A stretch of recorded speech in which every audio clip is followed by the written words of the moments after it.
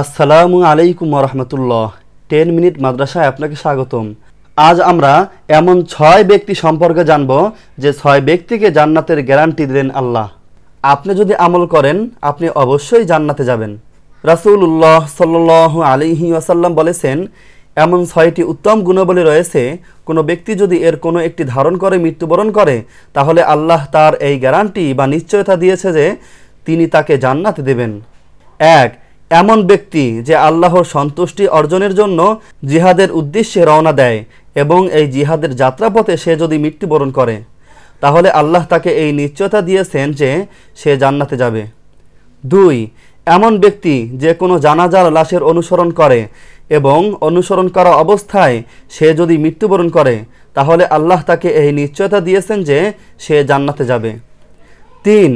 এমন ব্যক্তি যে কোনো অসুস্থ ব্যক্তিকে দেখতে যায় এবং এই অবস্থায় সে যদি মৃত্যুবরণ করে তাহলে আল্লাহ তাকে এই নিশ্চয়তা দিয়েছেন যে সে জান্নাতে যাবে। 4. এমন ব্যক্তি যে উত্তম রূপে উজু করে এবং নামাজ পড়ার জন্য বাড়ি ছেড়ে মসজিদের উদ্দেশ্যে রওনা করে, এমন অবস্থায় সে যদি মৃত্যুবরণ করে তাহলে আল্লাহ তাকে এই নিশ্চয়তা দিয়েছেন যে সে জান্নাতে যাবে। 5.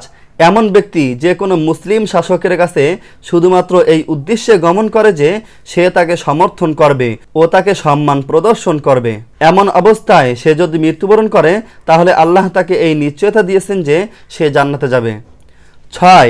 এমন ব্যক্তি যে নিজ বাড়িতে থাকে কিন্তু সে কোনো মুসলমান ব্যক্তির নামে গীবত করে না, সে এমন কোনো কাজ করে না বা কথা বলে না যার কারণে কোনো মুসলিম রাগান্বিত হয় বা তিক্ত হয়, এমন অবস্থায় সে যদি মৃত্যুবরণ করে আল্লাহ তাকে এই নিশ্চয়তা দিয়েছেন যে সে জান্নাতে যাবে।